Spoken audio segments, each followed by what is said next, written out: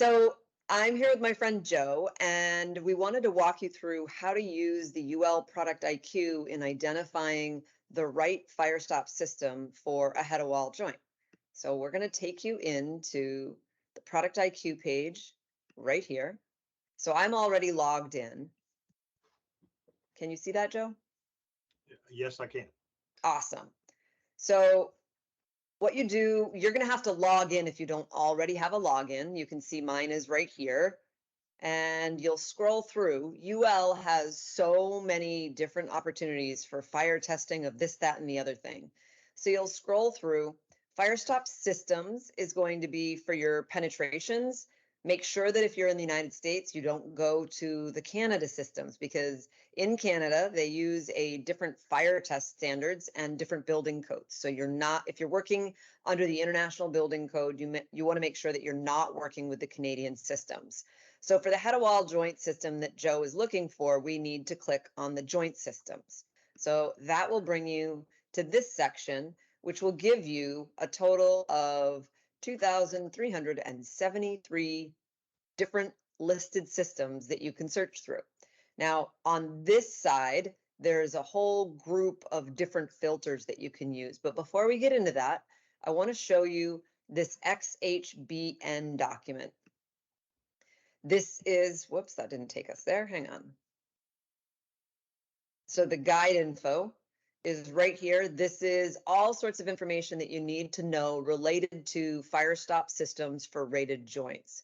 For example, if you're working with a fire stop system that requires the use of mineral wool, the mineral wool may say tightly pressed or tightly packed, or however they put that in the detail. However, if they give you a number, then you actually have to run a calculation.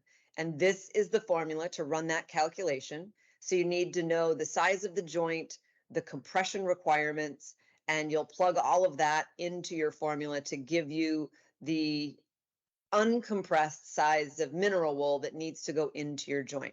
So that formula is right here. If you ever need it, now you know how to find it.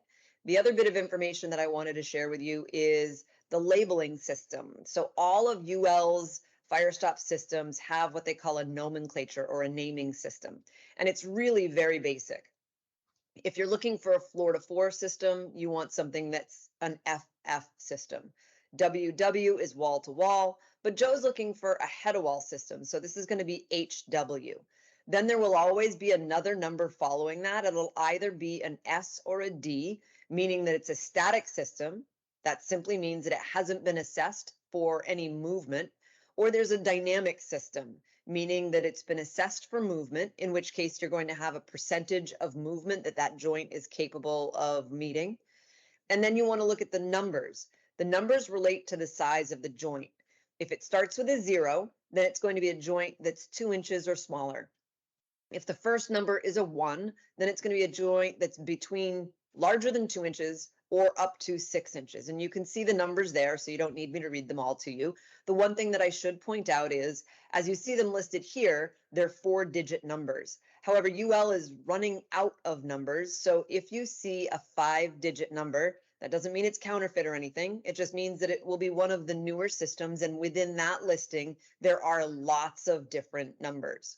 So that explains all of that basic information. And then we'll go back to our search. And as you can see, they start with the BW details. And I'm trying to get back to where we were before. There we go. So now we have this entire list. So the BW 001, 0001, you can see this is a Hilti system.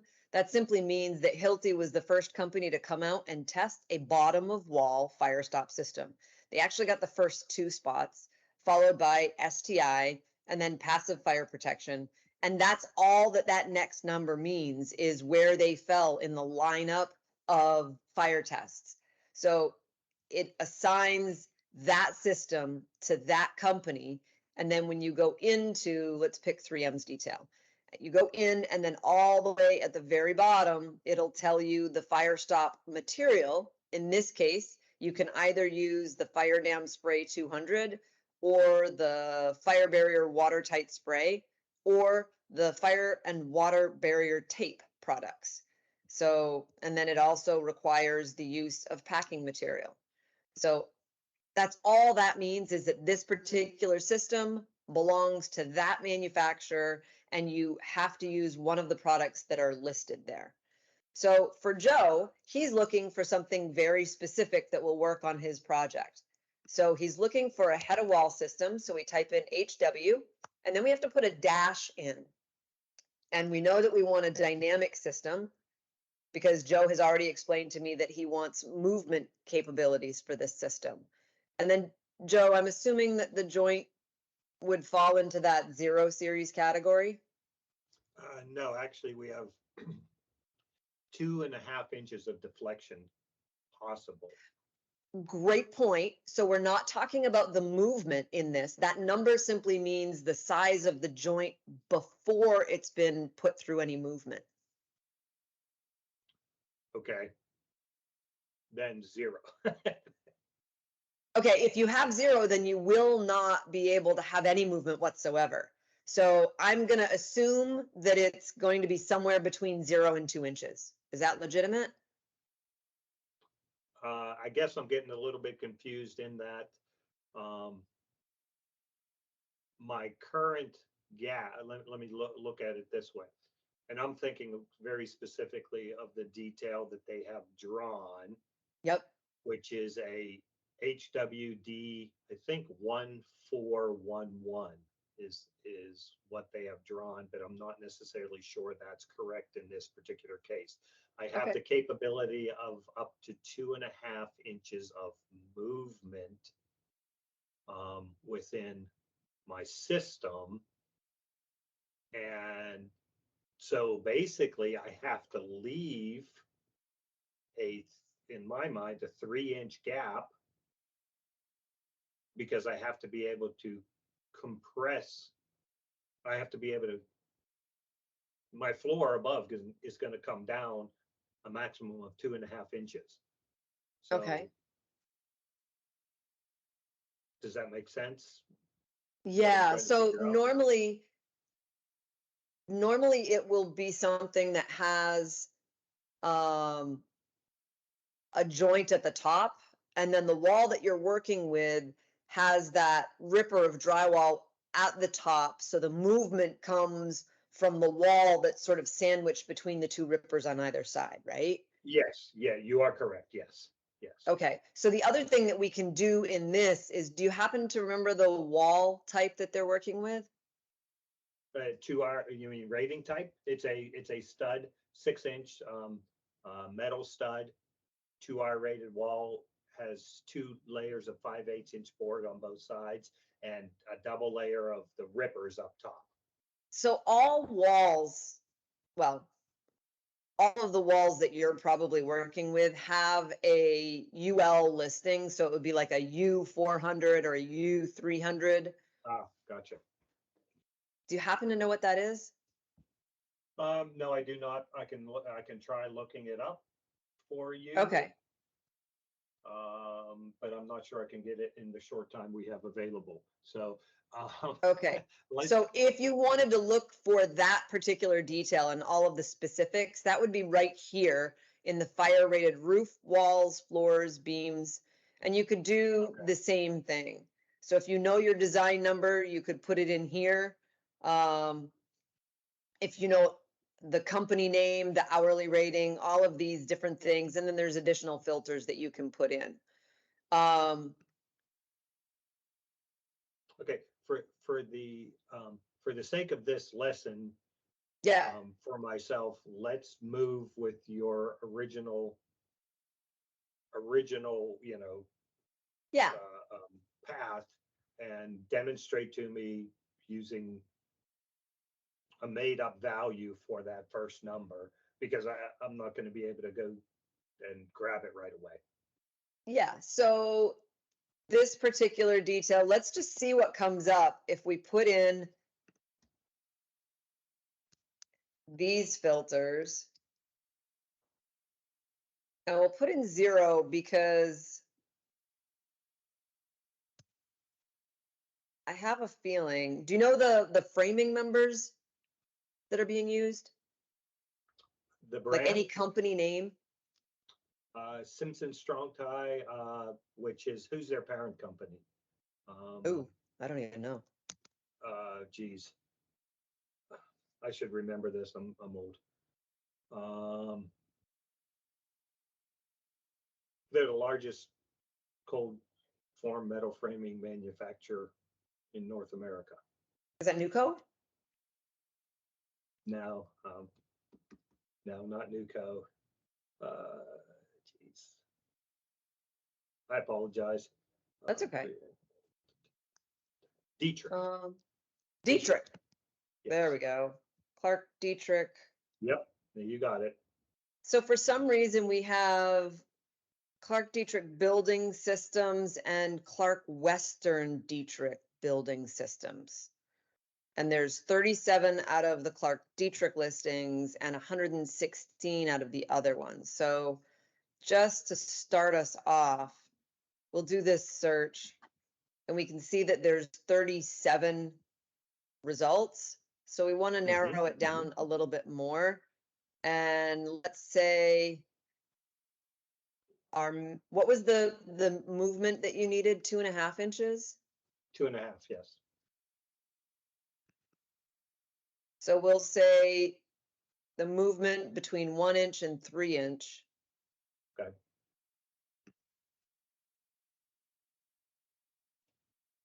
And that didn't.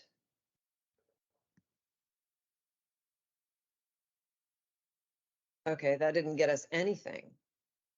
So let's say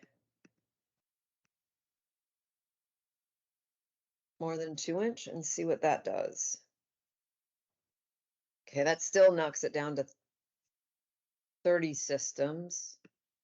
All right, now 2R. That definitely has And an opportunity to help us. Just watching you go through this is without me having the specific correct information for you. Just you talking through this is making it much more clear about how I can research this particular joint and others. Yeah. And we There's want a lot of parameters we can start with. There is. And oh, that's one other thing I didn't talk to you about was the movement. So when we go to the XHBN, let me just show you this again. On the guide info, when you scroll down a little bit more right to here. So there's wind in class 1, or sorry, thermal in class 1, wind in class 2, and seismic in class 3. So what they'll do is they'll take the joint, and let's just say that we have a 1 inch joint and we have 25% compression and extension. Compression and extension, not compression or extension, big difference.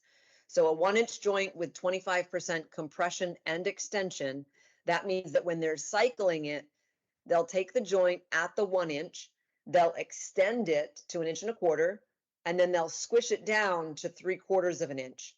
And then they'll bring it back to its 1 inch mark. And that cycle will take 1 minute if you're looking for class 2 movement. You'll get 10 cycles per minute if you're looking for class 2 movement. And they'll continue that cycling. So obviously class 1 is going to take 50 or 500 minutes, class 2 will take 50 minutes. So a big difference, but a very big difference in the stressors that you're putting on that fire stop system, that material that's already been cured.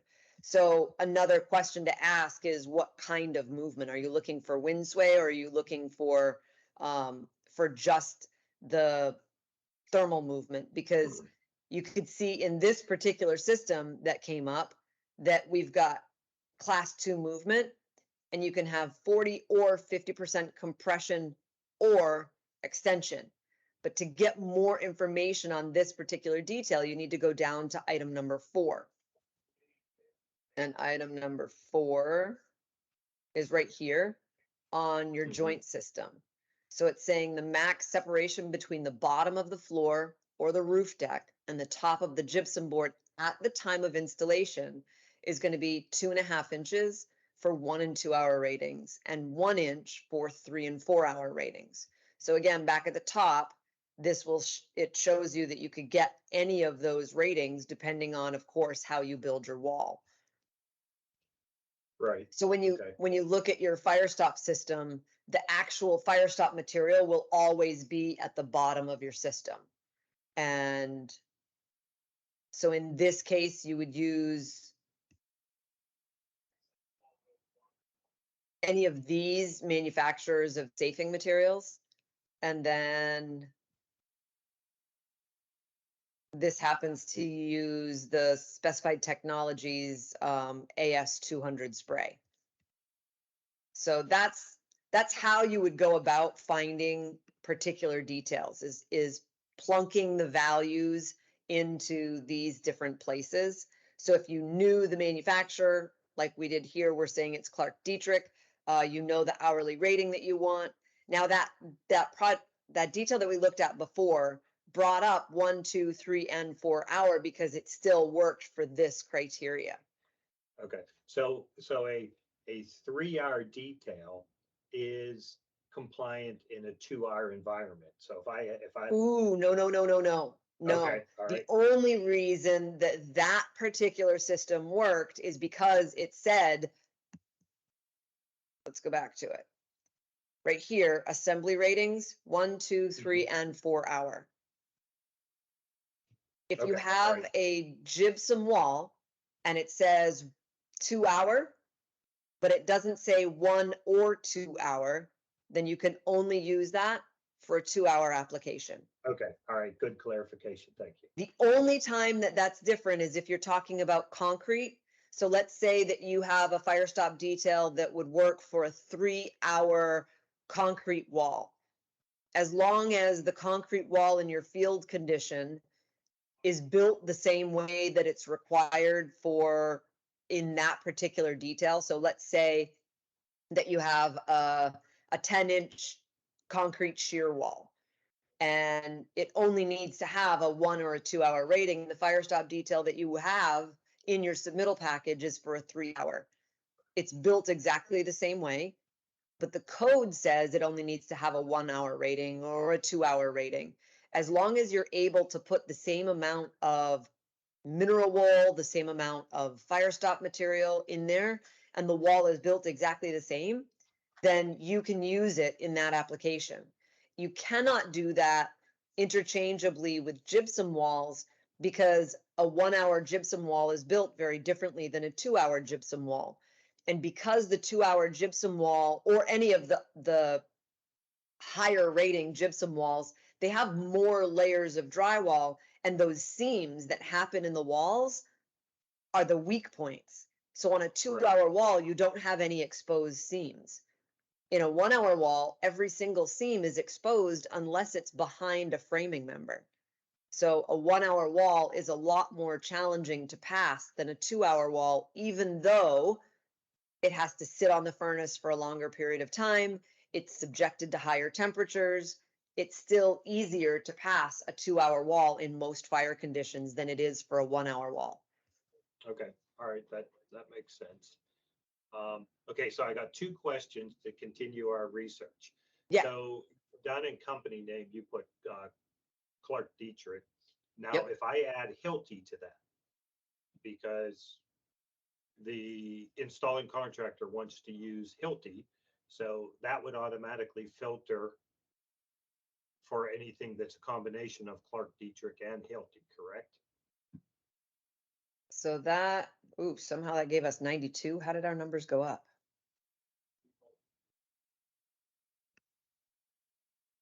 Let's see. Clark Dietrich, Hilti, and we want head of wall, and we want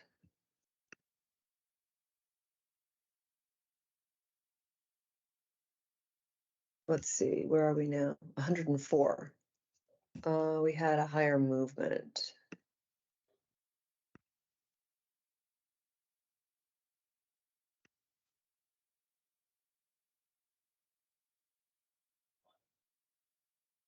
Huh. Okay, so now we have 101. That's nutty.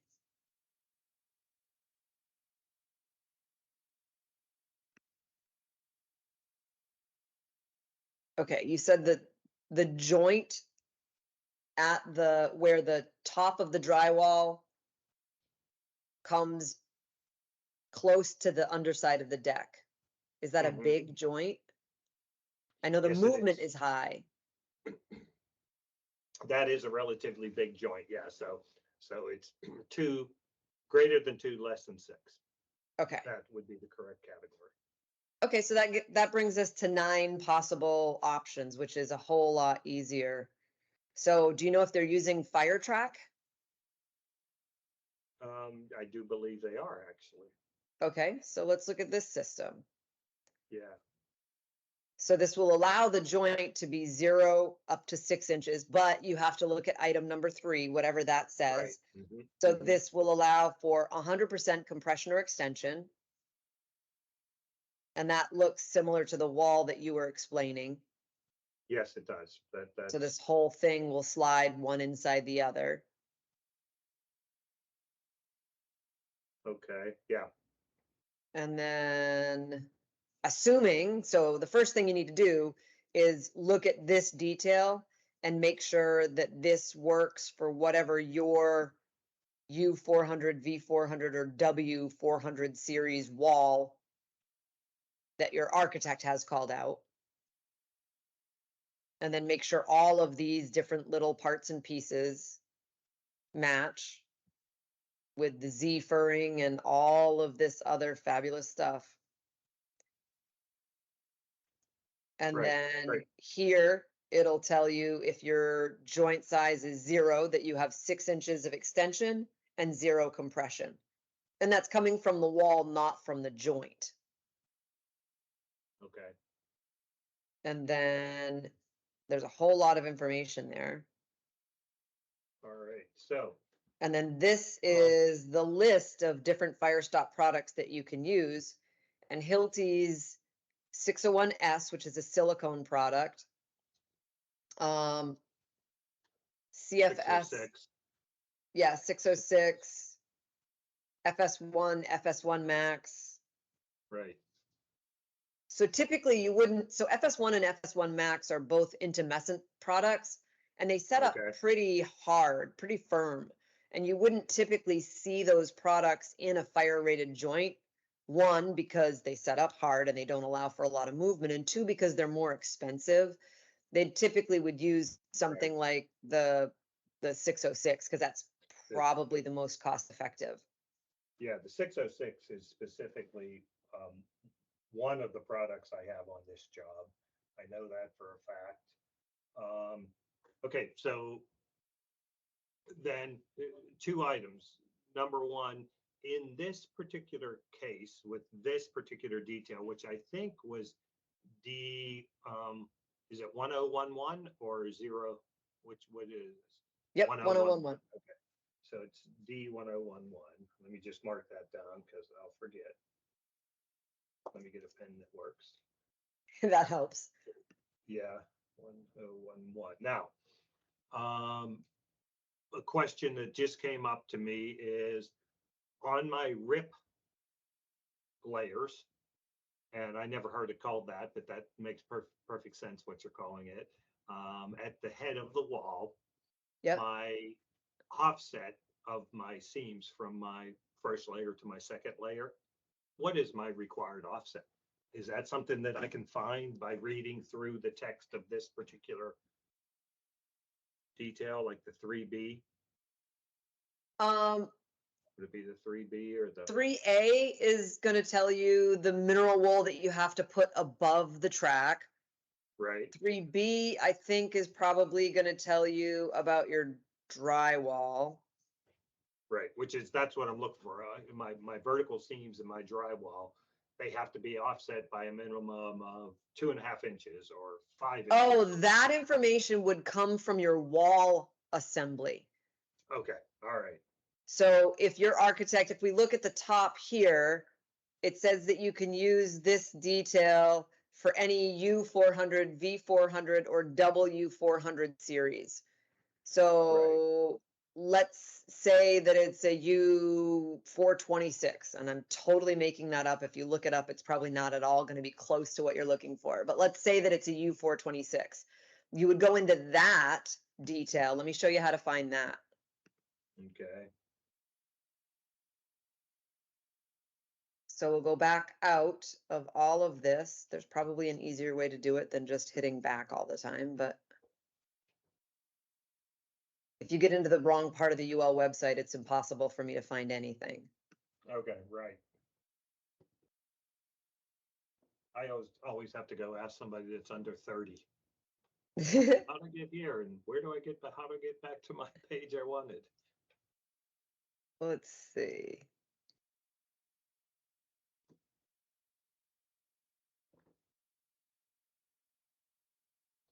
So U426, and again, I'm making this number up. I just know that this is a rated wall. So this is where you would find that information. So whenever you get to your plans and you can look at what Okay. your Mhm. call out is for your wall, then you would go in and you would literally just punch it into that search bar and then come in here. And my assumption is that it'll give you your seam spacing for your, Right. you know, for your underlaid panels and a seam spacing for the rippers that go at the top. Okay, all right. That's not the All right right, so- detail, so it's not a whole lot of help. Right, but it comes from the wall assembly, not from the UL assembly. Oh, careful how you say Okay. that, because they are both UL assemblies. Your wall Okay. assembly is a UL assembly. It's just tested to ASTME 119 Okay. Mhm. or UL 263, right? If it's a UL system. And then your fire stop joints are tested to the system for the fire stop joints. That's that XHBN that we were looking at earlier. Okay, and I'm currently digging into my iPad because I would like to pull up that wall assembly number because it would Yeah, just if help you can, clarify if you can things. find it, we can definitely dig into that. Yeah, and I'm just not that smart. Let's see. And I asked Josh, put this someplace I can find it. So obviously it's his failure, not mine, because he didn't anticipate my level of confusion and stupidity. Damn it, when people can read your mind, things just are scary. So, yeah, right. Okay, I might have found it here.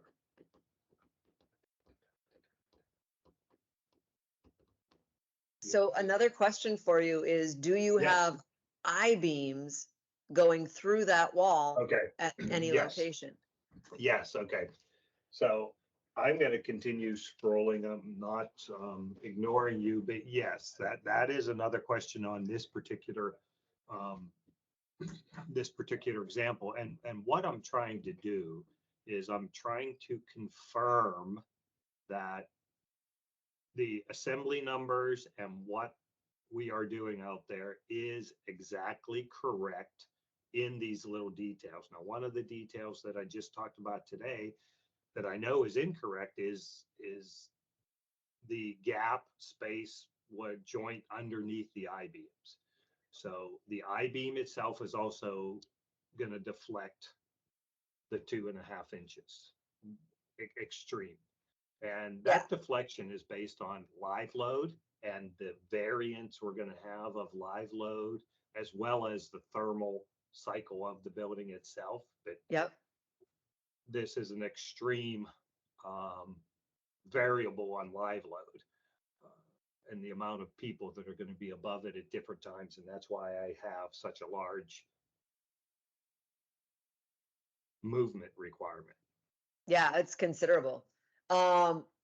So if you have an I-beam and it is at the head of wall, then you will need a system, a head of wall system that will accommodate the I-beam.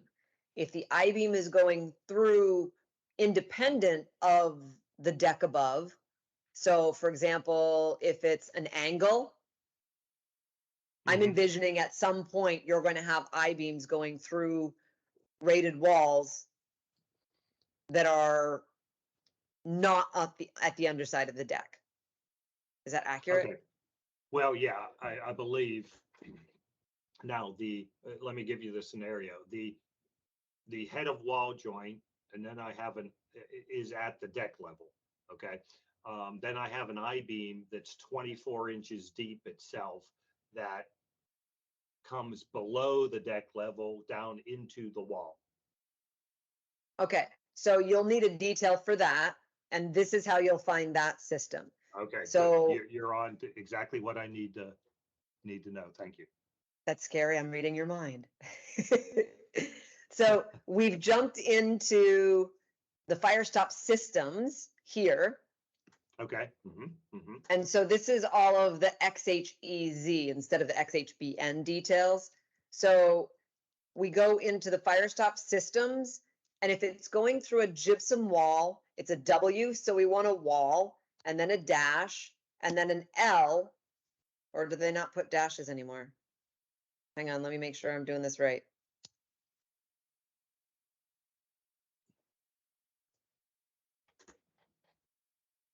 System number, there we go, I'm in the wrong spot. W-L-7, because 7 is gonna be the miscellaneous mechanical or miscellaneous metal stuff that's going through. And then we just put beam. And this gives us 2 results, which mean you're dealing with Hilti.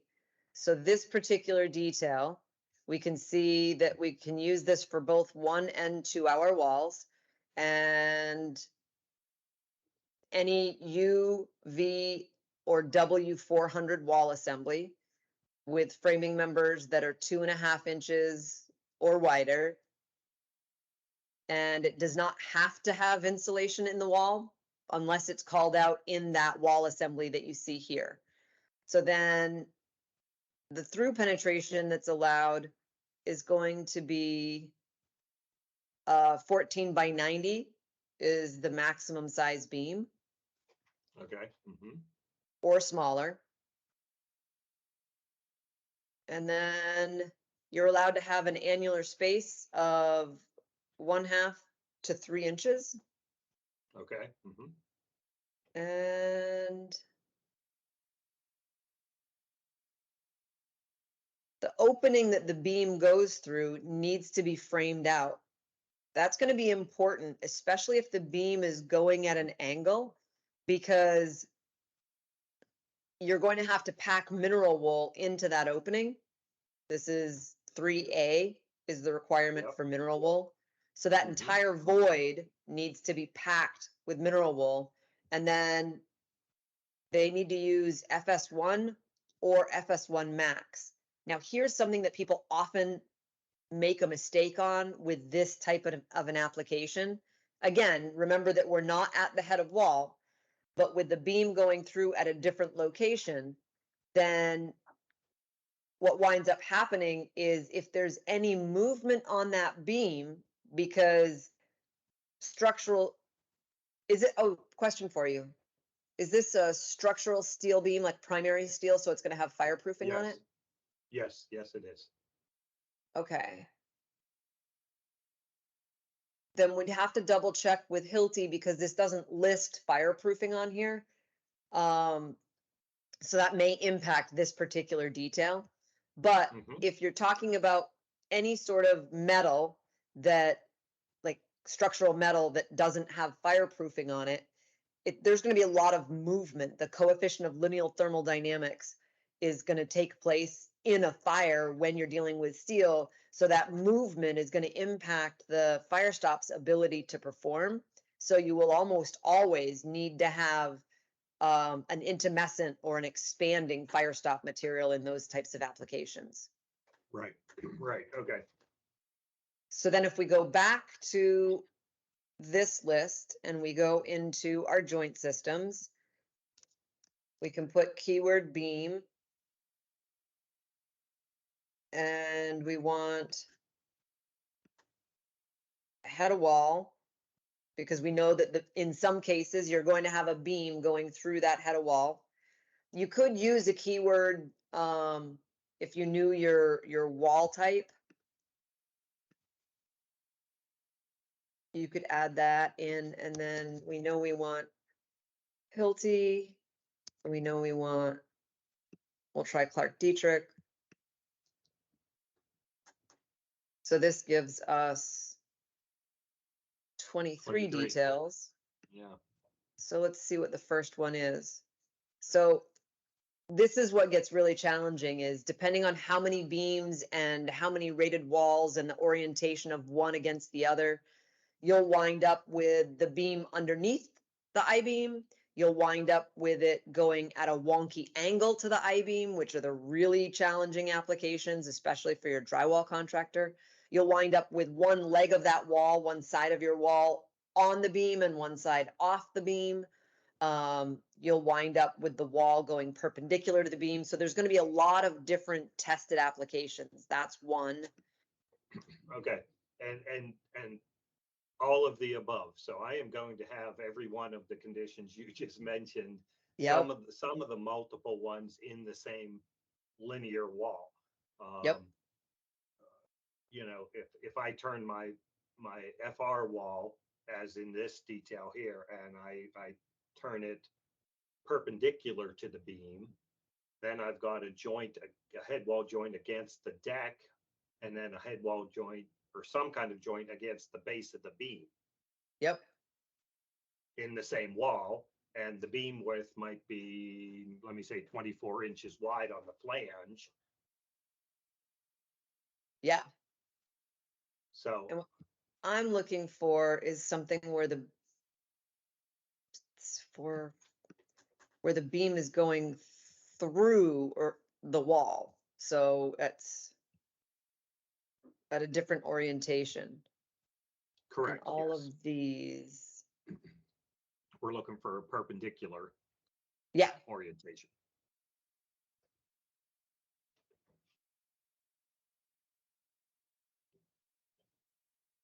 And I don't know why the beam is in the picture on this one.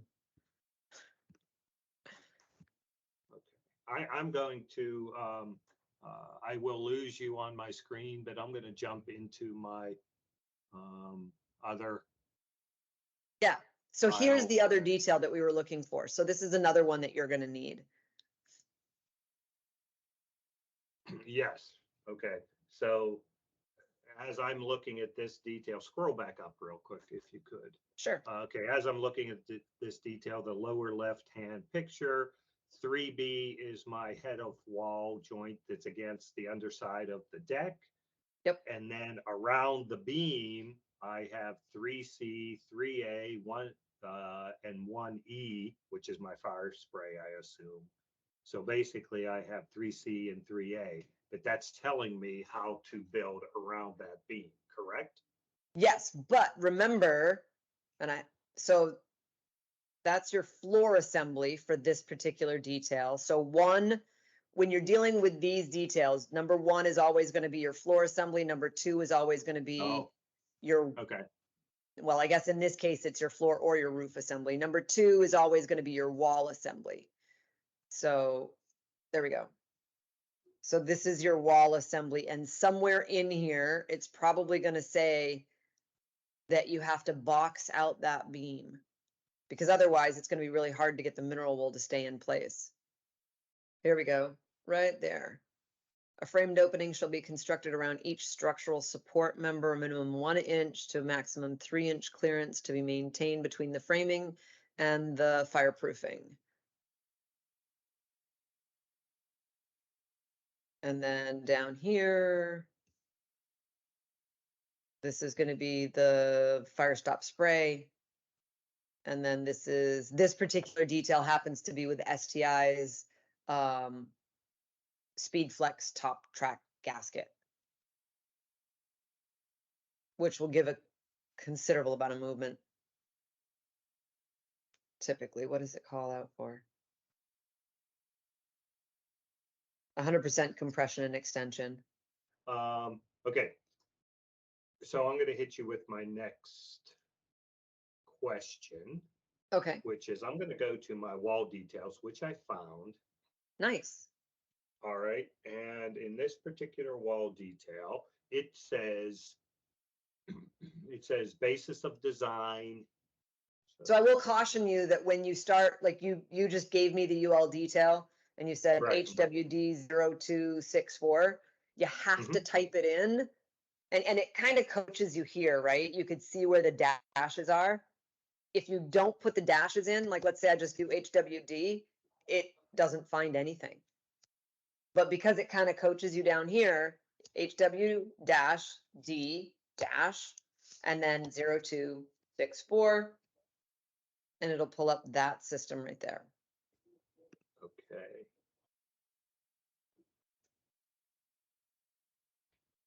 All right. Hold on.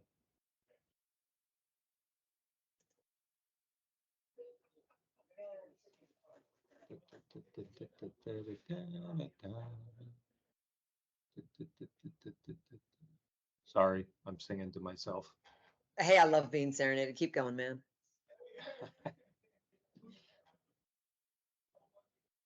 All right, and all my details here in this particular file, I'm not finding my actual wall types, so that's something I'll have to correct. Here you go.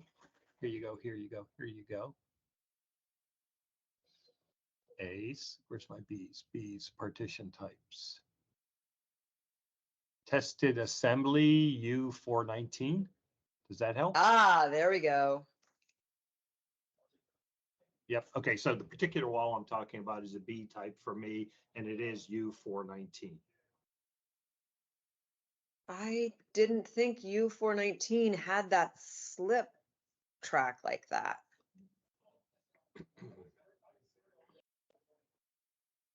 I could be wrong. Where am I going?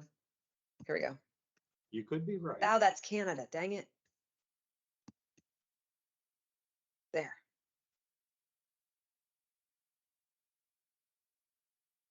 I'm okay with Canada, A. Eh? I lived in Toronto for a summer, eh? And I came back, eh? Everyone was like, what happened to you? I'm like, oh, dear Lord. I pick up accents way too fast. Okay. So again, this can be a 1, 2, 3, or 4 hour wall. It gives you a bunch of different configurations. You can attach the drywall directly to the studs. You can, if you've got acoustical issues, you can offset it with, I'm assuming that that's an acoustical Yeah, widget. like a hat channel or hat Yeah. track or whatever you call it. Yeah, right, right. For a Z bar or whatever. Mhm. So this is Semco Viper, Marinoware Viper, Imperial Viper, or Cragco. So it's, these are your framing members. Okay.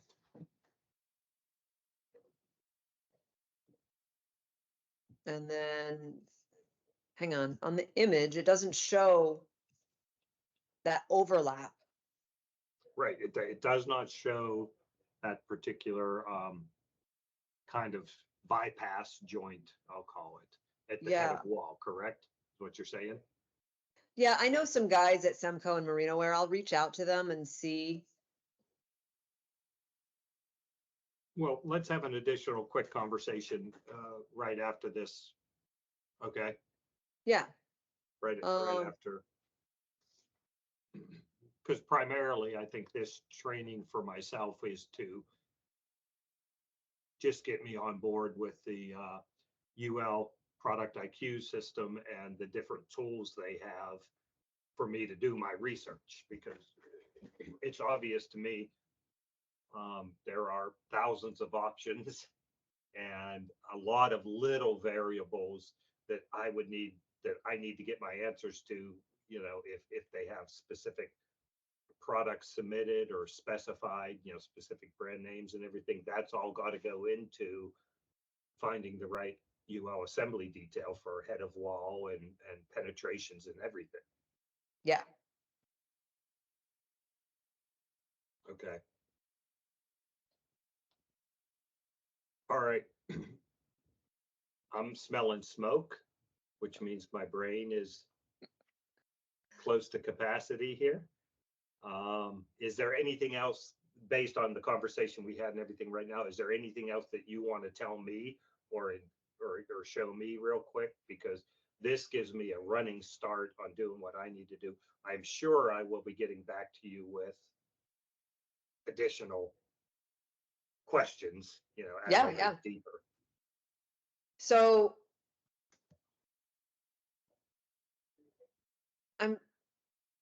my friend Don would probably be a great resource for you. I want to see how busy he is. He's out of California.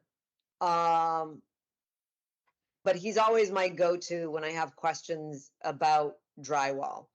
He works for Semco. He's invented some of my favorite Firestop head of wall products. If your contractor's already hell-bent on using Hilti, then they're probably hell-bent on using Hilti. But if there's a chance, I think from a QA/QC perspective, it's a fabulous product. I literally met this guy. I was in quality control on City Center in Las Vegas. He walked into my boss's office, and because he was told you need to get QC's approval before you could sell on the project. So my boss was like, "Oh, it's fire thing. I'm not talking to you about fire stuff. If you need an opinion on that, you've got to talk to Sharon." And so this guy waited around until I made it back in from the field, and he literally showed me the product. I asked him a million different questions. I said, "What do you do if this happens? What do you do if that happens? We're in charge of quality control. What about this? What about this?" And he's like, "Holy cow, you really thought this through." And I'm like, "No, dude, I'm flying by the seat of my pants. But if you're going to get this product on our project, I need to know answers to all these questions. I've never seen anything like this before." And he said, when we were done, he's like, "Do you give me your blessing?" And I said, "Yeah, I give you my blessing, but this is Vegas. It's a union environment. I don't imagine that you're going to have any success at all." I said, "I wish you all the best because that product will make my life a whole lot easier. But I don't think that I don't think you'll get the union to buy in on it." And unfortunately, I was right. But fast forward 5 years ago, I totally forgot about this guy. And I walk into a Firestop Council meeting and he goes, "Sharon." And I'm like, "Hi, who are you?" And he reminded me of that story. And I'm like, "Oh, yeah, I remember," but I didn't remember him. I just remembered that person and that product and that whole conversation. And ever since that we've reconnected, he's actually the reason that Firestop 101 for rated joints, his company sponsored the last section of it where we're talking about his particular products. And he actually is the guy that invented them. Yeah, nice. Nice. So super nice guy, super sharp, and a lot of fun to hang out with. Never trust nice guys. They're always the ones that surprise you. You know. No, I love hanging out with him because we can hang out, have a great time. He's married, he loves his wife, he's never going to do anything hinky, and he's always been a great storyteller and a complete gentleman. So I'm like, I could hang out with you all the time. Okay, all right. Does he drive too fast? He might drive too fast. He might. He does drink, and it was really funny because I had a Mini Cooper, a little tiny convertible Mini Cooper, and one of the women that was in our group agreed to be the sober driver because she loved driving my Mini Cooper. So I was like, "All right, I can drink. It's no big deal." And we had two other guys that were carpooling with us from this conference. And all of a sudden, last minute, this tall guy, this guy I'm talking about, his name's Don. He's like, "Hang on, I need to go with you guys." So he wound up squeezing in the back seat between these two guys, and it was absolutely hysterical. And we still tease him to this day about packing three big guys in the back seat of a Mini Cooper. And then the two shortest chicks in the entire event are in the front seat. One, because she was our sober driver, and two, because it was me, and it was my car. It was your car, yeah. You made those decisions. Yep. All right, at this point, I think, like I said, I've got a good running start, a much better understanding of how to look up, you know, and just confirm some of the information I need based on my design documents and whatever. So again, anything additional you should educate me with right now, or? I think that's a good start. Just trying to marry that slip system, whatever they call it, I don't know. You're right, whatever they call it. Trying to marry that with the fire stop detail is kind of interesting. So if the architect is calling out a U419 wall, that's like your generic, oh, I need a rated wall that will work for anything. That's the generic system that they call out. But Okay. do they,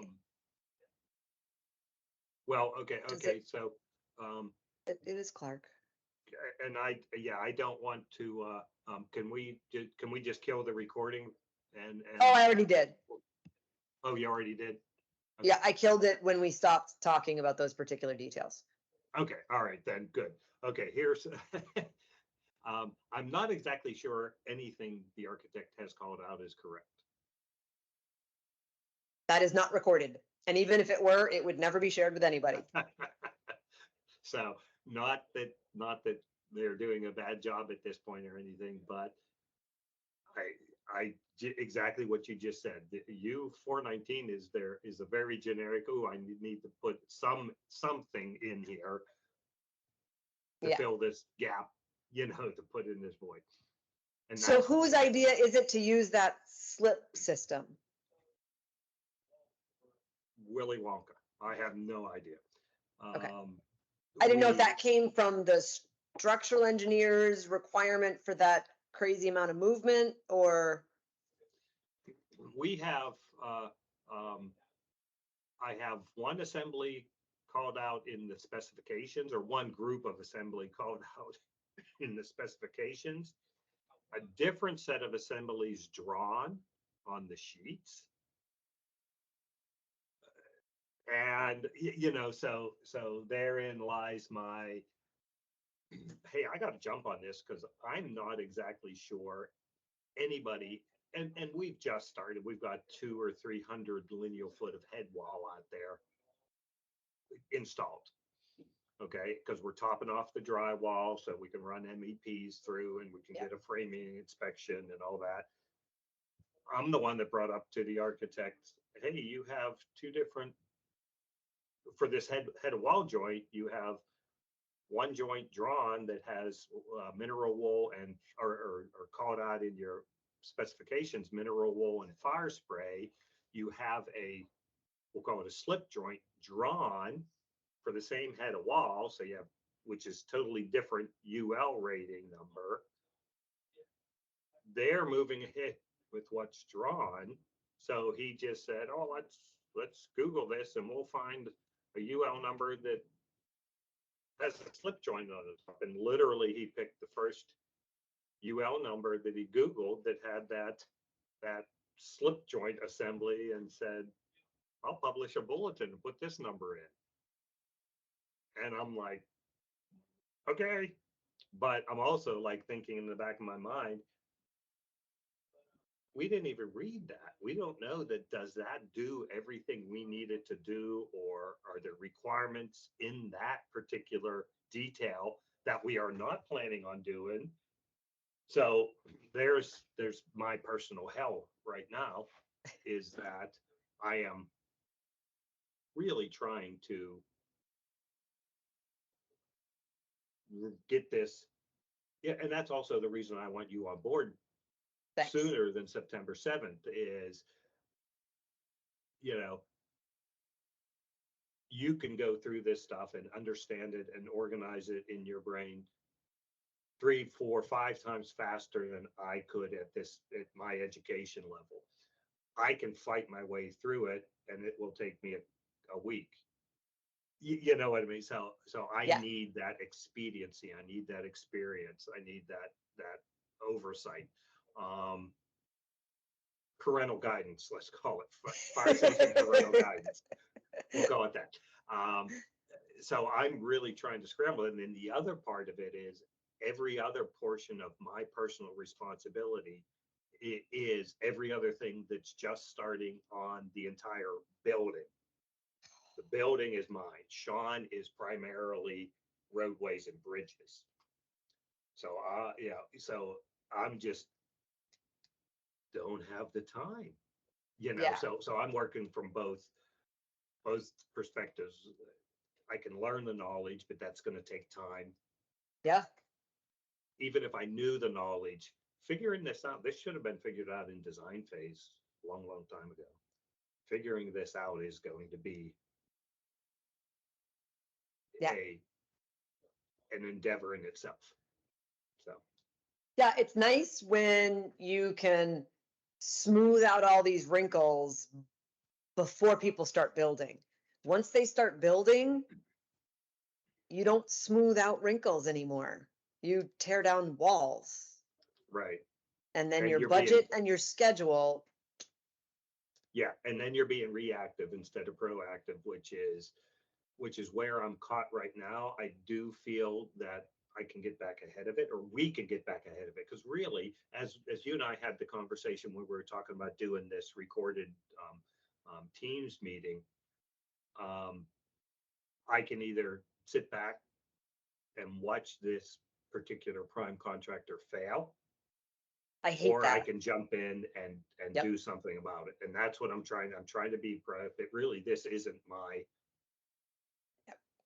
other than I'm personally focused on making sure the building's right because I have pride in what I do. Yeah. I could sit back and say, you're not doing this right. And if he doesn't listen, that's if not I you. do that, he's going to fail, or they're going to fail. So, yeah. And I love your approach, because I've seen too many other people that are like, oh, that's not my problem. Like, no, but it's going to be. Yes, exactly. Yes. Yeah. And it's amazing how, if the bus is going in this direction and you can just change the trajectory over here early, and then the bus doesn't roll over you. Yeah, exactly. Yeah. Like, that, just the earlier you can make that shift, the bigger impact it has. Yeah. So that's where we sit right now. Yeah.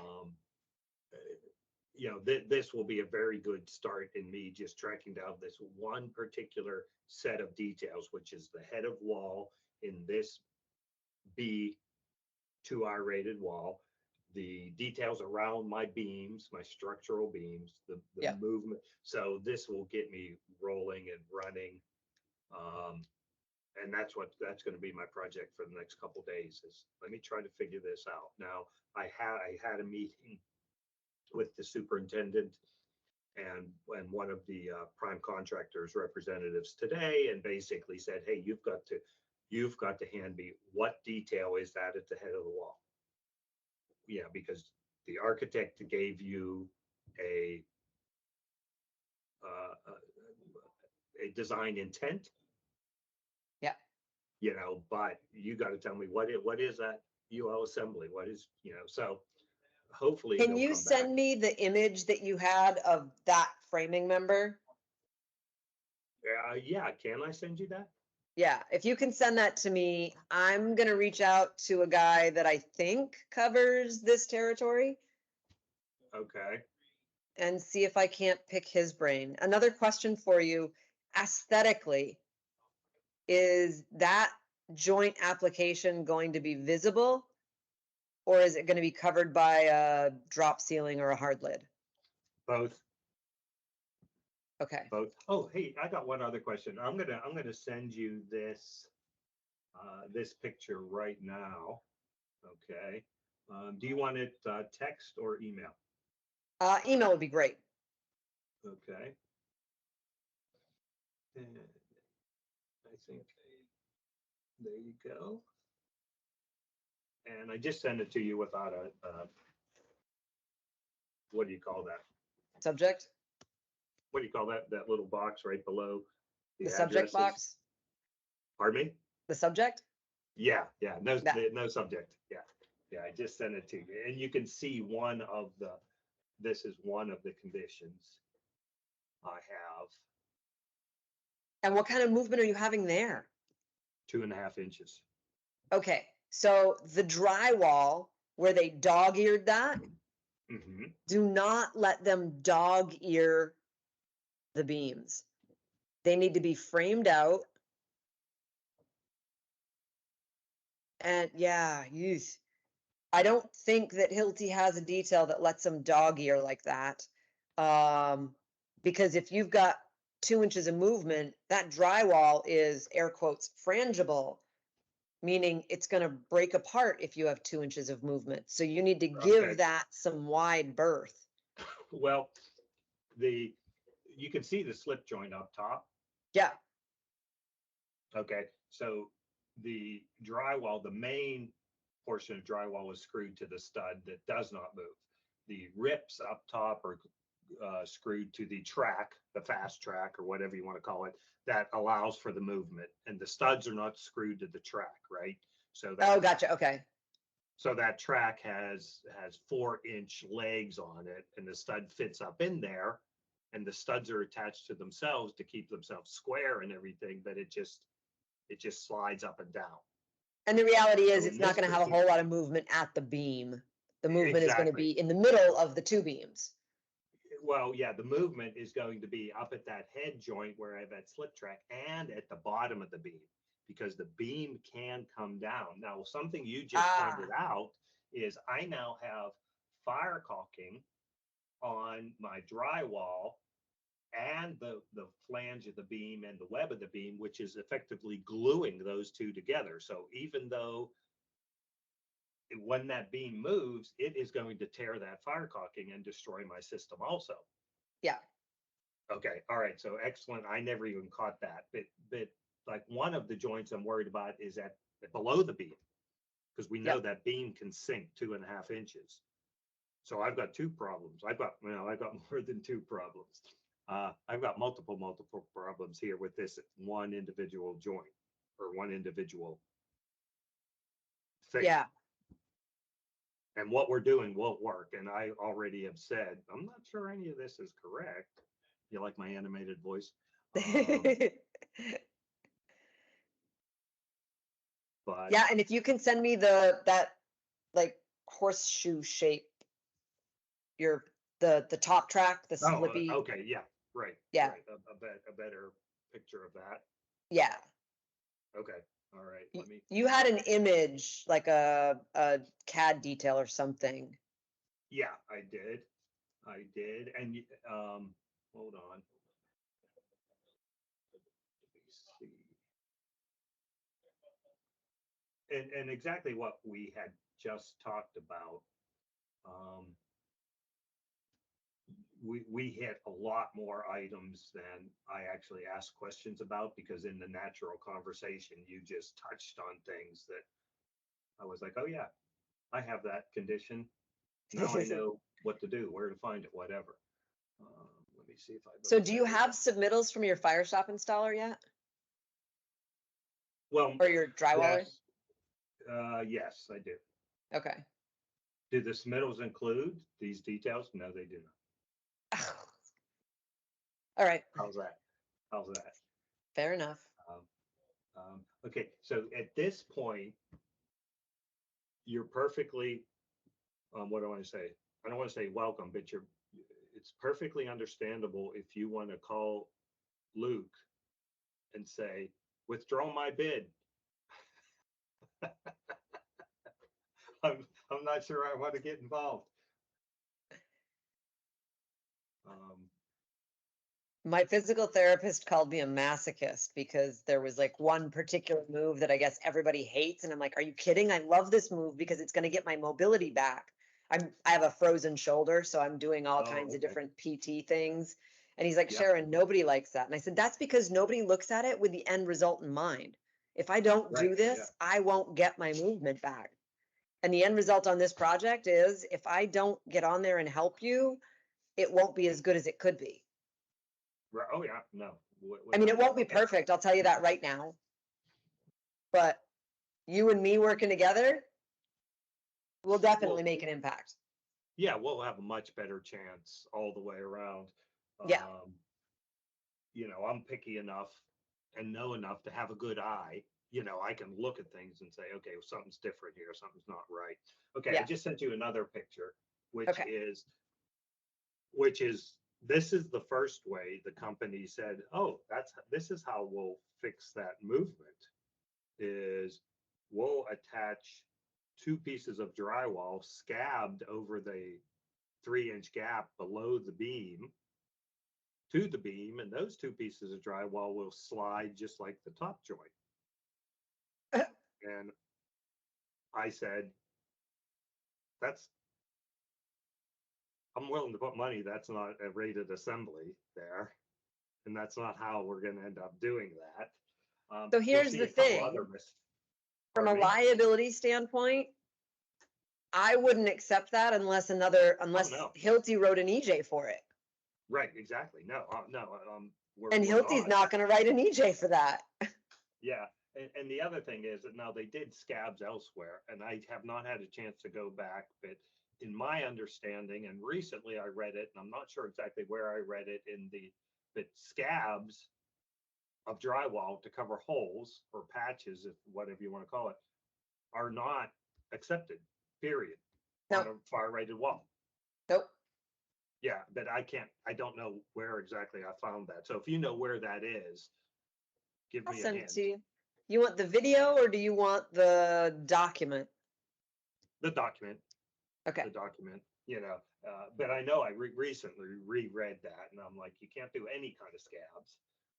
So again, you know, if you also look at this picture, we went ahead and we drywalled up against a beam that isn't fire sprayed. You know, and I keep on saying this, I'm not mad at the worker in the field for doing that, because he is lambasted if he doesn't put up so much square foot of board a day. Yep. Right. You got to put up so much square foot, or we're not being profitable. Move. You know, yep. So he's just hanging board. If his management does not tell him, hey, if something isn't fire sprayed, leave that corner out, leave that section out, you know, work around it. So I blame management in this particular case, because the guy in the field's just doing what he's told to do, which is hang 2 layers of board. Yep. You know, so, you know, these are my battles here. This picture, I'm now that you got me going. He's on a roll. Yeah, exactly. But I'll share one more with you and I'll let you go.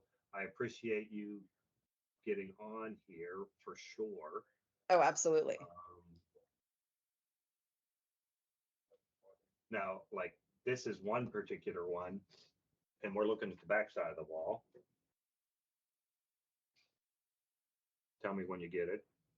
Not yet.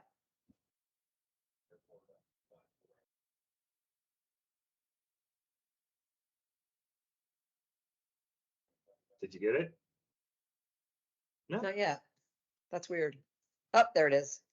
Okay. Ooh. Okay. Okay, so, and I just talked to him about this today. Number one, we've got 24 inches or so without framing of drywall hanging there, you know, inside the web of the beam.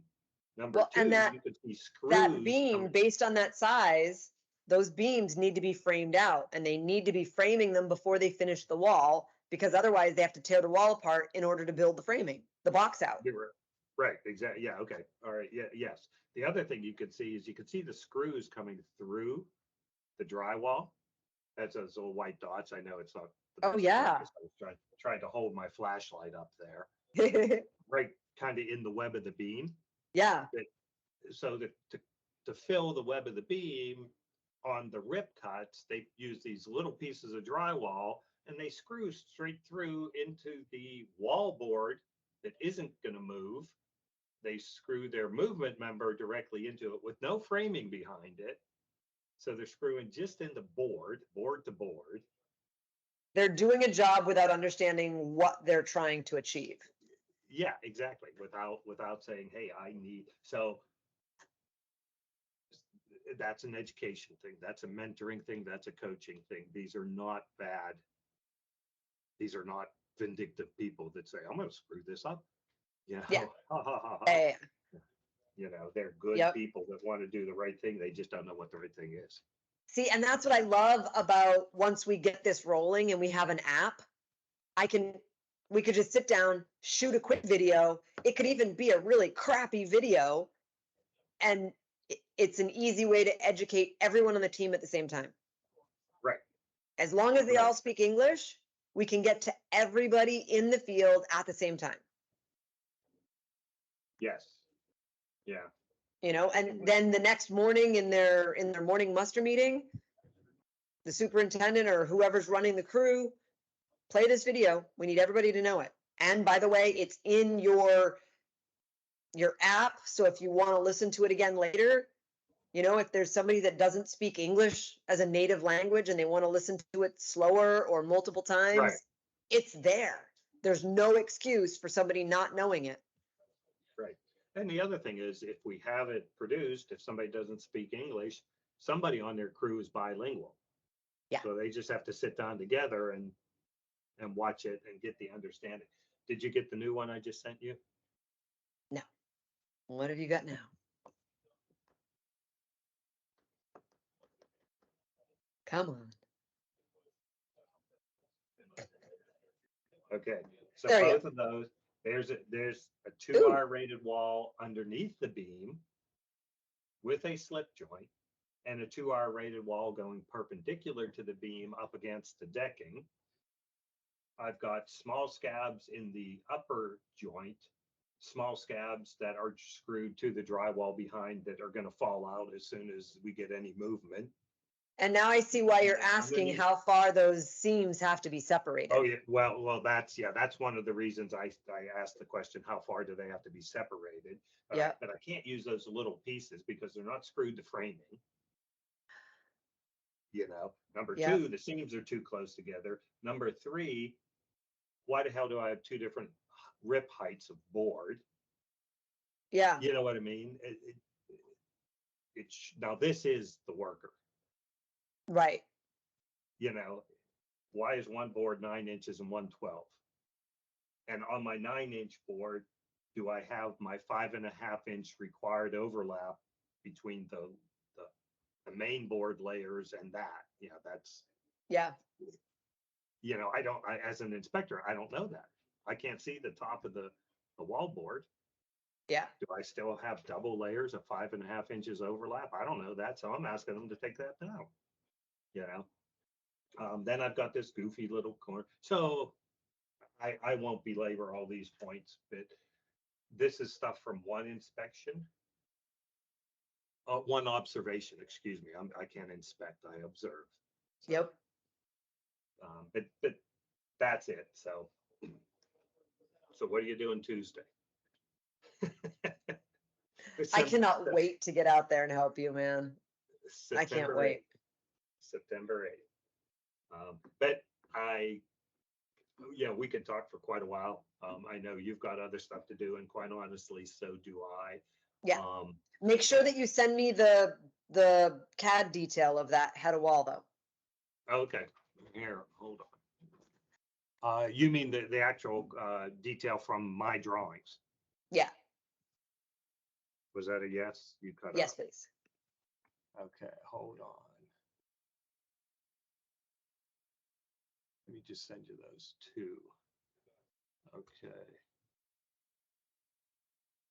Oops. Where did anybody go? I lost everything now. I'm still here. Okay, you're still there. Okay. Get to that. Oh, somebody hacked my LinkedIn account. Oh, yeah, I saw that. So I am gone. I've asked them, I'm like, can you please go back and look, because they were saying I'm impersonating somebody. And my response was, who is going to impersonate a fire stop geek? Like, you know, maybe an arsonist. I love fire in controlled environments, like a fire pit, a fireplace, a campfire, that sort of stuff. I love it.